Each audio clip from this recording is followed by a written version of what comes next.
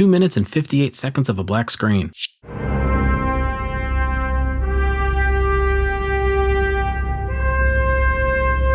Epic soundtrack. Yes, it's a lot of empty land. Do we really need a minute and a half of it?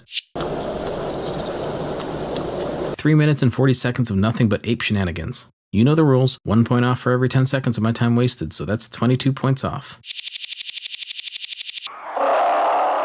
Do you realize this movie is 2 hours and 29 minutes, and we have so far spent 15 minutes of it watching the worst ape documentary ever?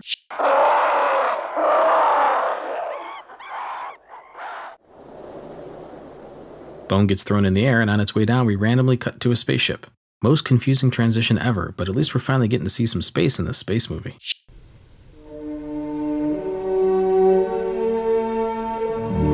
Pan American.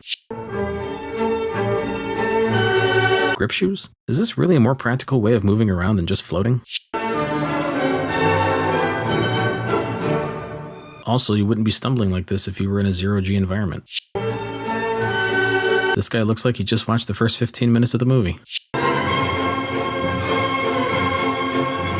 We're over 20 minutes into this film, and so far we've seen apes learn how to use a bone as a weapon, a woman pick up a pen, and a ship dock with a space station. Need I remind you this is 2 hours and 29 minutes? Your in-flight meal is a tray of various purees to be sucked through a straw? Well, let's see what's on the menu. Some normal things, corn, peas, carrots, even the cheese could be okay, but liquid fish? Also, I suppose this would have made more sense had this movie come out earlier, but by 1968, we already knew that we could eat solid foods in space. This would have been a big step back in progress. Creepiest ship ever. Tell me this doesn't look like a face. 2 eyes, a nose, and a mouth. Wouldn't you have the people who were to speak near the podium? I'm also deducting points for walking without showing the effects of the moon's gravity. As there seems to be no more questions, I think we ought to get on with the briefing. Does this mean you'll actually include the audience in on the situation?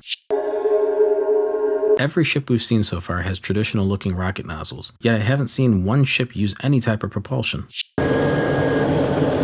The only visible way in or out of this suit appears to be a zipper starting from the navel and going under the crotch.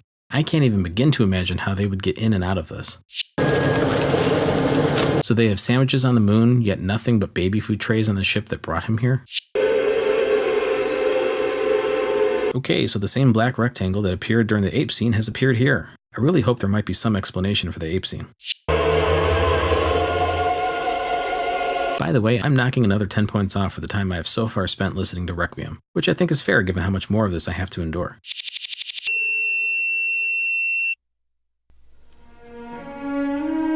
Really? That was it? An annoying high-pitched sound and we skip ahead 18 months? Is this just an establishing scene? Oh no, we're actually going to watch this guy run multiple laps around this room, all the while punching the air. By far one of the most depressing meals I've ever seen. Good evening. 3 weeks ago, the American spacecraft Discovery 1... A near 5-minute interview, all for the sake of exposition. Good evening. Also interesting, and depressing, that Kubrick predicted vertical video.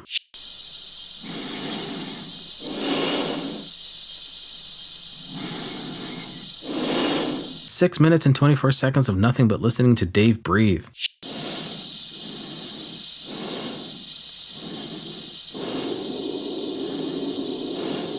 They've been on this ship for weeks, and I'm not sure Dave and Frank have ever spoken a word to each other. Oh, Frank, I'm having a bit of trouble with my transmitter and C-pod. I wonder if you'd come down and take a look at it with me. Sure. They do speak to each other. Is this the first time ever? I'm not sure. What do you think? I've got a bad feeling about it. An hour and 25 minutes into this and the movie froze. I've concluded even my computer has had enough of it. Well, no 9,000 computers ever fouled up before. That's not what I mean. Well, I'm not so sure. What do you think about it? 15 points says Hal can read lips.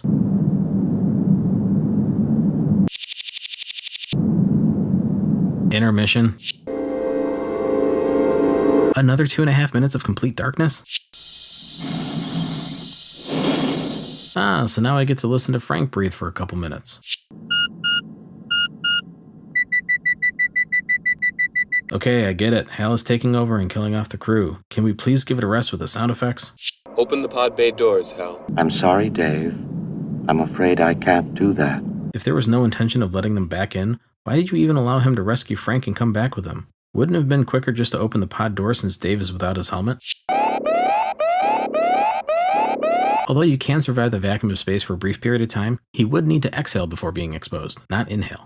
Just what do you think you're doing, Dave?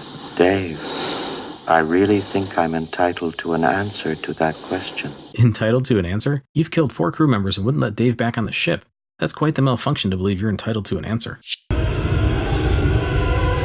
9 minutes of an acid trip. This sound. Yep, I'm feeling the same way. 5 Point says he's looking at himself.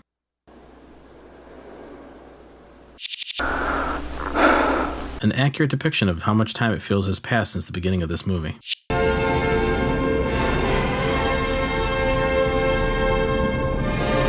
That was it? What the hell was that? I just watched him end up in a bizarre bedroom, find himself standing outside the ship, find himself eating, find himself dying from old age, to only wind up as a fetus floating around the Earth? And yes, I know the book explains this better, and I've also read a few articles on the story, but I shouldn't need outside information to understand a movie.